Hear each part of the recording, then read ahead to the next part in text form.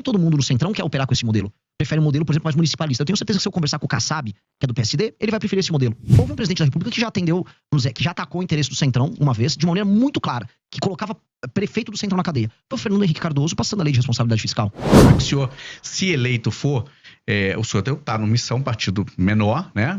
Com uma expressão hoje menor. Como é que o senhor pretende se relacionar com o Congresso e como aprovar suas medidas caso o senhor seja eleito? Essa é a pergunta que eu mais ouço dos lugares. E eu fico feliz de ouvir esse tipo de pergunta, porque é uma pergunta que já está consonante ao universo das propostas. Ou seja, como é que você vai fazer significa que eu tenho algo para fazer. E isso me anima, e realmente todas as rádios eu ouço, todas as perguntas vão nessa linha, porque são medidas enfáticas. Pois bem, se eu ganhei a eleição para presidente da República, isso pressupõe que eu pautei daqui até outubro o tema político. Eu saí de 3, 4% nas pesquisas e eu fui para mais de 50%. Portanto, um congresso será feito e será composto não apenas com os parlamentares que vão ser eleitos pelo meu partido, que é a missão que terá aí tranquilamente mais de 60, 70, só pelo fato de eu ter sido eleito, mas também a gente verá inúmeros outros partidos, especialmente da centrão e da direita, elegendo seus parlamentares com esse tema. Porque se eu fui eleito por uma questão lógica, esse tema pautou os demais. Os parlamentares foram eleitos e esse foi um tema que os brasileiros consideram importante. Então eu acho difícil, especialmente nos primeiros 6 meses de mandato, quando há uma espécie de um beneplácito, uma boa vontade do Congresso para com o presidente da República, algumas medidas enfáticas que tiveram em campanha não serem votadas. Depois, eu não teria medo de fazer composição com alguns partidos. O critério seria, este é o meu programa, este é o programa que foi eleito, quer participar do programa? Deputado do Ceará, ou bancada do Ceará, vocês querem participar comigo da retomada do território do Ceará? Querem usufruir do lucro político, não lucro financeiro dessa operação? Estejam comigo, vamos trabalhar junto na mesma agenda. Então eu vou ser muito aberto em trazer eles para uma agenda positiva. Agora, eu vou ser muito fechado em trazer aquela relação de compra de voto, a relação baseada na emenda. Esse tipo de relação política que se tornou a base, a relação corrente da política brasileira, ela é um elemento que nós precisamos ultrapassar, nós precisamos superar. E a superação disso vai passar por uma série de reformas que a gente vai precisar fazer ao longo do mandato também. Porque o mandato nosso tem que ser, e é isso que eu enxergo, um mandato essencialmente reformista. Eu vou pegar o Brasil no ponto A e vou colocar o Brasil no ponto B. E esse ponto B significa um Brasil que não tem mais crime organizado, que as leis penais e leis de processo penal vão se alterar, que a questão fiscal, ou seja, a questão econômica, reformas que mexam na forma como o governo gasta o dinheiro dele, que termina cobrando imposto caro das pessoas, seja resolvida, numa relação justa do Pacto Federativo, ou seja, vocês aqui no Paraná pagam imposto demais, mandam dinheiro demais pro governo, mas recebem de menos. Enquanto tem prefeito no Piauí não fazendo nada com esse dinheiro que eles recebem. Isso também tem que ser endereçado. Mexendo nisso, a gente não apenas melhora a vida das pessoas e melhora a questão econômica, mas eu mexo na correlação de forças com o Centrão. Porque no fundo a tua pergunta é pertinente, porque a gente sabe que nenhum presidente governa de verdade. E esse presidente não governa de verdade por quê? Porque existe essa entidade chamada Centrão, uma entidade amorfa, que uma hora tá com o presidente, uma hora não tá. O que ela faz para estar no governo? Ela põe uma faca no pescoço e exige dividendos. Em geral, esses dividendos são financeiros. A gente tem que alterar o sistema de recompensa para que isso não aconteça com essa intensidade. Mas um desses dividendos também quer dizer até a questão de ocupação do governo, né? Com ministérios, com autarquias, impostos chaves, normalmente que tem ramificação pelo resto do Brasil e um orçamento gordo. Como é que o senhor pretende? O senhor pretende, por exemplo, entregar pastas, ministérios importantes para partidos como o senhor falou do Centrão? Se for para fazer ocupação e cooptação, especialmente para dar o nome aos bois, vamos pegar aqui a Codevasf, a Companhia de Desenvolvimento do Vale do São Francisco. Que é disputadíssima. Sim, porque, inclusive, o Rio São Francisco, ele corre, né? Minas, vai Pernambuco, Bahia. Porém, ele foi, vamos dizer, de maneira fictícia levado até o Amapá, o Rio, só para que o Alcolumbre, né, que é do União Brasil, possa usufruir dos benefícios dessa empresa pública. Isso não pode acontecer, isso não vai acontecer. E, em especial, essas empresas públicas que têm atuação no Nordeste, onde há uma presença maior do Centrão e onde há um uso político muito mais intensivo. Isso não será entregue. Essas empresas públicas não podem ser entregues, porque hoje elas são, vamos dizer, um vetor central de corrupção. Eu volto a falar, não tenho problema nenhum em trazer figuras corretas e sérias de outros partidos para participar do nosso governo, porque esta é, infelizmente, a natureza do nosso modelo. Fazer um governo que tenha coalizão é normal em todas as democracias. Agora, fazer um governo baseado em cooptação, como eles estão acostumados, não. Eu não vou fazer baseado em cooptação. E eu creio que é possível fazer isso. Eu creio que é possível você obter dividendos políticos, ou seja, um lucro político, ou seja, através das vitórias políticas de um governo, e não obter dividendos financeiros, que é o que esses caras querem. E a gente tem que, aí, o cara quer obter dividendo financeiro, eu vou atuar junto com a Polícia Federal para todo mundo que estiver desviando emenda. Eu vou conversar com o Supremo Tribunal Federal, que tem inclusive investigações em curso, e nós vamos colaborar para que as emendas sejam investigadas. Porque não pode existir um governo que se baseia na compra e cooptação dos parlamentares. A gente está falando agora de emendas só das obrigatórias, mais de 60 bilhões nesse orçamento anual. E o senhor pretende mexer nesse vespeiro das emendas? Precisa. Como? Porque hoje o Congresso cooptou o orçamento do governo, né? Como é que o senhor pretende, qual que é a proposta que o senhor vai levar eleito para os congressistas com relação à emenda, que é uma moeda cara, custosa aos parlamentares? Se vocês me permitirem, eu puder estender um pouquinho mais nesse tema, esse tema é muito importante. É um dos temas centrais para mim. Por que existe a emenda e por que ela funciona? A emenda é hoje a razão de ser de um deputado federal no Brasil. Os partidos políticos elegem deputados, porque os deputados enviam para o partido político tempo de TV, fundo partidário e fundo eleitoral. Essa é a lógica. Portanto, o partido fica rico conquanto ele eleja esse número grande de deputados. E o que o deputado faz quando está lá? A maior parte. Ele manda emenda para sua base, para inúmeros prefeitos que tocam essas emendas. O que eu chamo de tocar emenda? Ele rouba um pedaço, ele desvia para comprar voto na próxima eleição, trabalha com a cooptação de base, usando esse recurso. Esses prefeitos não entregam recursos para pessoas e não trabalham para melhorar a vida das pessoas. Segurança, educação, saúde, saneamento básico. Mas ele, no fim do dia, reelege aquele deputado. É um ciclo. Esse ciclo, que é o ciclo que faz com que o deputado dependa da emenda, esse ciclo precisa ser cortado. E o que nós vamos fazer que faz parte da nossa grande reforma administrativa? Nós vamos dar o poder para os prefeitos. E como? O fundo partidário e o fundo eleitoral serão determinados pelo desempenho objetivo dos prefeitos com indicadores. E quais são esses indicadores? Melhoria, por exemplo, na cobertura de saneamento básico. Um município que tem 10% de saneamento básico foi para 20%, ou seja, fez linha de esgoto, tal, começou a atender essa área, ele ganha um ponto. Melhorou o desempenho no SAEB do município, ele ganha mais 2 ou 3 pontos. Ele soma esses pontos, pondera pelo tamanho da cidade, aí o partido recebe o fundo partidário e o fundo eleitoral de maneira equilibrada, dada a proporção no município. E, se ele cumpre isso, também ele está autorizado a receber emendas. A emenda só vai para o prefeito que entrega. O prefeito que não entrega, não tem emenda. E o que acontece? Isso acaba com a necessidade e a energia que o deputado federal tem em mandar emenda para o lugar que não funciona para desviar esse dinheiro. Então, nós podemos muito bem transformar a emenda num sistema de incentivo a bons prefeitos. E aí eu empodero o prefeito, que é quem precisa ser empoderado, e eu tiro o poder do deputado nesse sentido. E aqui você tem uma tensão, essa tensão já existe. A frente dos prefeitos e a turma dos deputados vivem em conflito. E aí eu empodero o poder executivo, que é quem entrega as coisas para as pessoas nos municípios, e eu tiro esse jogo absurdo que tem na mão dos deputados federais, que é um problema. E hoje ainda mais um elemento. O STF está indo para cima das lideranças partidárias que estão usando a emenda do orçamento secreto para comprar voto, para fazer desvio, estão ficando multimilionários. Há uma tensão ali, e essa tensão faz com que as principais lideranças do Centrão hoje estejam com muito medo. Eu vou pegar um governo em que esses caras vão estar com medo. Então aí é o momento da gente negociar. É o momento de baixa deles. Eu já ia perguntar 2 questões sobre isso para entrar na conversa. Primeiro, como é que vai combinar com os russos? Como é que vai combinar aí para não ter, né, digamos assim, uma devolutiva? A gente já viu como é que fica a questão de um governo que não tem viabilidade dentro do Congresso para gerir. E segundo, toda a emenda parlamentar é ruim?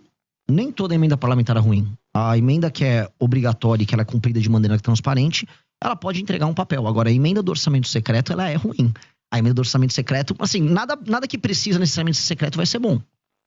Tanto que as entregas do orçamento secreto são sempre meio secretas também. O cara nunca divulga exatamente. E aí você vai procurar, você encontra empresas de familiares de parlamentares, empresas de familiares dos prefeitos. Empresas fantasmas. E empresas fantasmas de toda sorte. Mas não há um risco, por exemplo, dessa questão da governabilidade, o Congresso dar uma resposta em relação a isso? Porque até agora não mostraram interesse nenhum, tanto na transparência quanto na questão de abrir mão dessas emendas. Ao contrário, só aumentam. Mas aí você vai precisar de um presidente da República que não tenha rabo preso com ninguém, que tenha força e capital político, e que vai gastar o seu capital político fazendo essa medida, que é uma medida não de governo, é uma medida de Estado.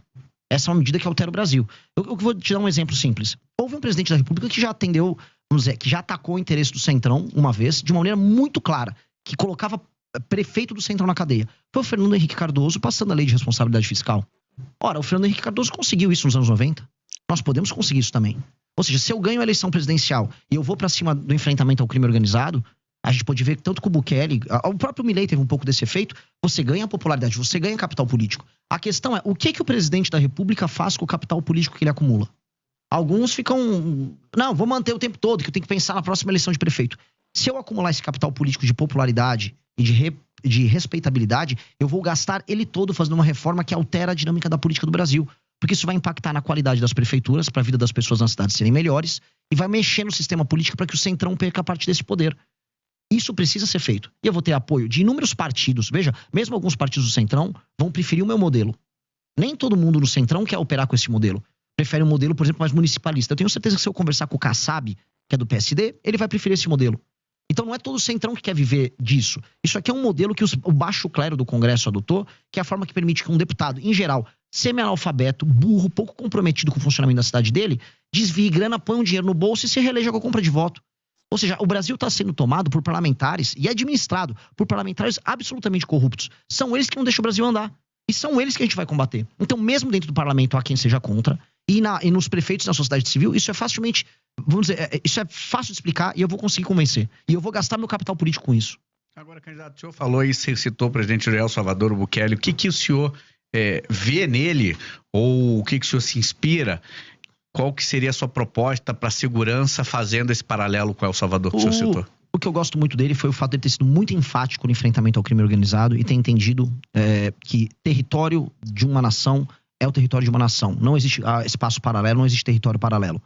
O Bukele, ele fez isso, ele pegou uma das nações que eram mais inseguras das Américas e transformou naquela que é hoje, em termos estatísticos, falando de homicídio, a nação mais segura das Américas. Mas há também denúncias de abusos lá, né? Antes havia muito mais denúncias de abuso, simplesmente porque as pessoas morriam em um número muito, muito maior. Agora, o Estado fez isso com a aprovação das pessoas e com a aprovação do Congresso. Erros e falhas, um eventual erro policial, sempre haverá. A polícia não é perfeita, assim como políticos não são perfeitos e seres humanos não são perfeitos. Seria um efeito colateral? A questão é se você já vive ou é efeito colateral, que viver na mão do crime. Se isso diminuiu e as pessoas perceberam que diminuiu, há uma vantagem objetiva. A gente tem que ser utilitarista aqui. A gente não vive no mundo perfeito. Mas na prática, o senhor faria o quê? Na prática, saber, qual é a proposta? Eu citei para você já no começo da entrevista. Sim. Para a destruição do crime organizado, eu vou colocar o Brasil, as regiões tomadas pelo crime organizado. Isso inclui desde portos, áreas de fronteira, a longo prazo. A favelas. A longo prazo, já no curto prazo também. A gente tem que passar alterações nas leis penais, aumentando as penas, de maneira muito objetiva. E nas leis de execução penal, a gente tem que acabar com artifícios como a progressão, a saidinha, para que a pessoa cumpra a pena dela. Porque o que a gente precisa fazer é alterar o sistema de incentivos que nós temos para que o bandido continue cometendo crime. O que está demonstrado? É quase aquele princípio Pareto. Poucos bandidos cometem a maior parte dos crimes. Eles são sempre reincidentes. A gente tem que combater a reincidência. Então, se a gente aumenta a pena muito e evita a progressão, aquela pessoa que comete um crime, ela na prática ela vai ficar mais tempo na cadeia e ela, antes de tudo, vai ter medo de cometer esse crime para não passar a vida inteira dela lá. E o reincidente, que é o maior problemático, bom, esse aí só sendo muito idiota em continuar cometendo crime. Haverá sempre um reincidente idiota, porque as pessoas, por vezes, são idiotas, cometem crimes baseados em impulso, e esse cara vai ter que ser parado. Então, a polícia tem que ter meios de ação, as leis têm que evitar a progressão, e com base nisso a gente vai conseguir reduzir muito, não apenas o número de homicídios, porque a gente tem números de guerra de homicídios no Brasil. O Brasil tem 22 mortos a cada 100 mil habitantes. A Ucrânia vive de 4 a 5 a cada 100 mil habitantes em guerra. A gente tem que jogar o Brasil no mínimo para 4 a 5, pra gente ficar no status de guerra na Ucrânia. E o número de assaltos e roubos tem que cair vertiginosamente. Outra coisa, existe muita violência contra a mulher e isso está demonstrado. Não só a violência em casa, uma violência na rua. Foi entendida a mulher como uma pessoa que está num status mais frágil para receber um homem que vai botar uma arma, ela entrega as coisas. Os crimes de natureza sexual estão aumentando com relação às mulheres e a sociedade está ficando escandalizada com isso. É uma sensação de segurança geral. Então, isso precisa ser dado de volta para as pessoas. Nominalmente, a gente tem o direito de ir e vir. Agora, eu duvido que minha irmã sinta que ela tem o direito de ir e vir na sociedade brasileira. O direito de ir e vir de uma mulher brasileira, ele é mitigado, ele é reduzido. O direito de vir uma pessoa que só quer andar com o celular dela no meio da rua e trabalhar, porque isso aqui é um instrumento de trabalho e não um objeto de luxo, também tá dirimido. Então, eu tenho que dar à pessoa de volta os direitos fundamentais. Isso é um direito de garantia fundamental. E, em grande medida, é isso que o Bukele ele garantiu para as pessoas de El Salvador. Por que ele teve uma votação tão alta? De maneira muito clara. Porque as pessoas sentiram que elas recuperaram direitos fundamentais. O direito de ir e vir faz parte do princípio da liberdade. A liberdade de vir, a liberdade de expressão. E ela foi entregue para essas pessoas. E isso para as pessoas dão um valor muito grande. Então, o brasileiro precisa ser devolvido o seu direito de ir e vir. Agora, como é que o senhor pretende, por exemplo, combater o feminicídio que o senhor está citando aí, que tem uma natureza de crime de dentro de casa, da pessoa próxima, de um marido, de um ex-marido, de um namorado? Como combater esse crime? É só aumentar a pena? O aumento de pena ele tem um efeito cascata sobre praticamente todos os crimes, tirando alguns crimes que são cometidos por pessoas que agem de maneira doentia e irracional. Mas o senhor pretende aumentar? Você precisa ter, lógico, mas todas as penas do Brasil concernentes à violência, elas precisam ser aumentadas. E mais, todos os reincidentes, porque em geral, o homem que bate na mulher em casa, ele faz isso de maneira reincidente. Ele cria um sistema abusivo de relação com ela. E, em geral, quando você pega o passado dele, também costuma ter essas relações abusivas com as mulheres anteriores. Então, se esse cara tiver passagens pela polícia, por ser um reincidente, por ter tomado uma condenação antes, aí a situação dele piora bastante. É lei e ordem. E aí a gente pode trazer, por exemplo, sistemas de fiscalização. Hoje, São Paulo, é uma coisa que a gente tem que trazer no Brasil inteiro. Existe um sistema de câmeras, né? O Sampa... Smart Sampa, desculpa. Ainda bem que você lembrou, ótimo. O Smart Sampa, ele reconhece o rosto das pessoas. Você reconhecer o rosto de um marido agressor que recebeu denúncias e você poder abordar ele com a polícia na rua, facilita isso. Infelizmente, agora o Brasil tem que tomar um banho de lei e ordem. E esse é um elemento que eu preciso que as pessoas que estão nos vendo entendam. Primeiro começa com lei e ordem. Você não institui uma disciplina que vira cultura apenas educando. Primeiro você tem que ter uma norma, a norma vem com uma sanção. Isso se transforma em disciplina, e depois a disciplina vira cultura. Um tipo de um exemplo que não tem a ver com violência, mas tem a ver com cultura. Há uma cidade que eu visitei no Rio Grande do Norte chamada Acari. Lá durante o Império, veio um decreto lá na prefeitura de Acari e avisou, olha, se você não varrer e não cuidar, não deixar limpa a fachada da sua casa, você vai tomar uma multa. Tô falando do século XIX, período imperial. As pessoas tinham medo da multa, aquilo se tornou um costume, do costume virou uma cultura, do cultura virou orgulho. A cidade é um brinco até hoje. Singapura era assim, uma cidade de pescadores destruída, um local muito pobre, com brigas étnicas entre religiões diferentes e matrizes étnicas diferentes. Veio uma liderança, essa liderança estabeleceu lei e ordem de maneira muito intensa. Da lei e ordem veio a cultura, e da cultura veio uma grande nação. A gente vai ter que começar, a meu ver, com lei e ordem, precisa ser com lei e ordem.